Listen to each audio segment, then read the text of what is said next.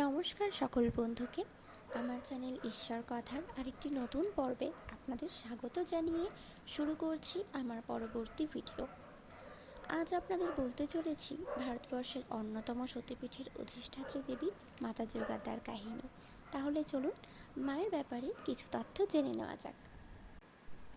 ত্রেতা যুগে যখন শ্রীরামচন্দ্র সীতা উদ্ধারের জন্য লঙ্কাপতি রাবণের সঙ্গে যুদ্ধে মুখোমুখি, সেই সময় রাবণের পুত্র মহিরাবণ তার আরাধ্যা ভদ্রকালী দেবীর চরণে পাতালে রাম ও লক্ষ্মণকে নরবলি দিতে চেয়েছিল, কিন্তু রামদূত হনুমানের জন্য সেটা হয়নি।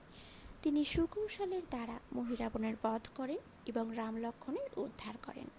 মহাবলী হনুমান এরপর তিনি শুনতে পান পাতাল থেকে দেবী ভদ্রকালী বলছেন, অসুর কুলের দেবী আমি, আমাকে এখানে ফেলে কোথায় যাচ্ছ হনুমান? তখন পবনপুত্র দেবী মূর্তিকেও নিজের সঙ্গে নিয়ে আসেন। এই ব্যাপারে রঘুনন্দন গোস্বামী কবি লিখেছিলেন, পাতাল হইতে হনু গমন করিল, ক্ষীর গ্রামে আসি তথা দেবীর স্থাপিল। এই দেবী ক্ষীরগ্রামের অধিষ্ঠাত্রী যোগাদ্দা বা যুগাদ্দা নামে পরিচিতা হন পরবর্তীকালে। এই স্থানে সতীর ডান পায়ের বুড়ো আঙুল পড়েছিল, তাই এটি সতীপীঠ নামেও খ্যাত। এই সতীপীঠের ভৈরব প্রভু ক্ষীরখণ্ডক। কথিত আছে রাজা হরিদত্ত দেবীর স্বপ্নাদেশ পান যে তার পূজা প্রচলন ধুমধাম করে করতে এবং তার পূজায় নরবলি আবশ্যক, অন্যথায় রাজার রাজ্য দেবীর কৃপে ধ্বংস হয়ে যাবে। দেবীর এইরূপ স্বপ্নাদেশে ক্ষীরগ্রামে নেমে এলো শোকের ছায়া। গ্রামবাসীরা গ্রাম ছেড়ে পালাতে শুরু করলো। অন্যদিকে শক্তিভক্ত রাজা হরিদত্ত 7 দিনে নিজের 7 পুত্রকে রক্তপিপাসু দেবীর উদ্দেশ্যে বলি দিয়ে পূজা সম্পন্ন করলেন। এরপর একদিন মন্দিরের পুরোহিতের একমাত্র ছেলেকে বলি দেবার সময় এলে পুরোহিত আগের দিন রাত্রে সপরিবারে গ্রাম ছেড়ে চলে যেতে চাইলে দেবী যুগাদ্দা এক ব্রাহ্মণ কন্যার বেশে তাকে আশ্বাস দিয়ে বলেন, ব্রাহ্মণ, তুমি নিজ গৃহে ফিরে যাও। আজ রাতে আমি রাজাকে প্রত্যাদেশ করিব, কাল হতে নরবলি রোধ হবে। এরপর ব্রাহ্মণ তার গৃহে ফিরে যায়। পরের দিন দেবীর আদেশানুসারে নরবলি বন্ধ হলো এবং চালু হলো মহিষ বলি। দেবী হয়ে উঠলেন মহিষমর্দিনী। এরই মধ্যে মায়ের প্রাচীন যুগাদ্দার মূর্তিটি কোনোভাবে হারিয়ে যাওয়ায় বিখ্যাত ভাস্কর নবীনচন্দ্রকে দিয়ে মহারাজ কৃতিচন্দ্র নতুন দশভুজা মহিষমর্দিনী দেবীর মূর্তি তৈরি করেন। নতুন মূর্তিটি সারা বছর মন্দিরের গর্ভের জলে নিচে ডোবানো থাকে। শুধুমাত্র বৈশাখের শেষ দিন মাকে জল থেকে তুলে আনা হয় এবং দর্শন ও স্পর্শ করা যায়। এই দিনই মায়ের পূজা আদি সম্পন্ন হয় এবং মেলার আয়োজন করা হয় ক্ষীরগ্রামে, যা থাকে 3 দিন। এর মাঝেই ঘটে গেল এক অলৌকিক ঘটনা। ক্ষীর দিঘি সংস্কার করতে গিয়ে পাওয়া গেল দেবী যুগাদ্দার প্রাচীন মূর্তিটি। মূর্তি পুনর্লাভের আনন্দে গ্রামবাসীর অর্থ সাহায্যে একটি আলাদা মন্দির নির্মাণ করা হলো। সতীপীঠের এই গ্রামে থাকার ও ভোগ গ্রহণের ব্যবস্থাও রয়েছে। আপনারা যদি কখনো এখানে বেড়াতে যেতে চান, মায়ের দর্শন করতে চান, অবশ্যই আপনারা সেখানে যেতে পারেন। গ্রামবাসীর উদ্যোগে আপনাদের কোনো অসুবিধে হবে বলে আমার মনে হয় না, কারণ সেখানে সব ব্যবস্থা আগে থেকেই করা আছে।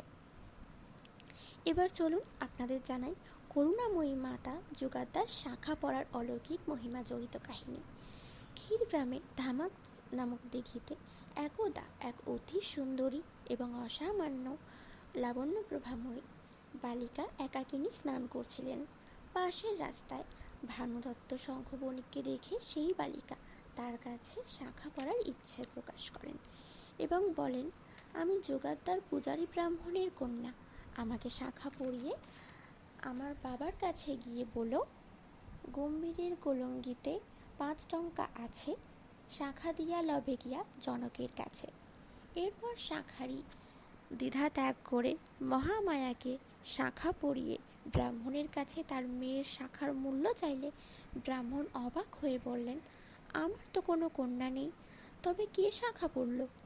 এরপর মন্দিরের কলঙ্গিতে 5 টাকা খুঁজে পেলেন। বুঝলেন সেই কন্যা আর অন্য কেউ নয়, তিনি স্বয়ং মাতা যোগাদ্দা। এরপর ব্রাহ্মণ শাঁখারিকে জড়িয়ে ধরে কেঁদে ফেললেন এবং স্বয়ং যোগাত্মা স্পর্শিত দেহ আলিঙ্গন করে সুখী হলেন। এরপর ব্রাহ্মণ ধামাচের ঘাটে বুক ফাটা কান্নায় ভেঙে পড়লেন, বললেন, আজ তোর দর্শন না পেলে জীবন বিসর্জন দেব। এই বলে যখন আত্মঘাতী হতে উদ্যত হলেন, তখন দিঘি আলোকিত করে জলের উপরে একজোড়া শাঁখা পরিহিতা হাত প্রসারিত করে দেবী ব্রাহ্মণকে দর্শন দিলেন। ব্রাহ্মণের হৃদয় শান্তি পেল। আজ যোগাত্মা মায়ের পূজায় ভানুদত্ত বণিকের বংশধররা বিনামূল্যে শঙ্খ প্রদান করেন। এই রীতি চলে আসছে বহু বছর ধরে। মায়ের আরতির শেষে পুরোহিত মায়ের বিছানা পরিপাটি করে মন্দির বন্ধ করে চলে যান। সকালে বিছানাটি অগোছালো হয়ে থাকে, বোঝা যায় মায়ের শয়নের চিহ্ন। মন্দিরের অন্তর্গত একটি সুড়ঙ্গ রয়েছে।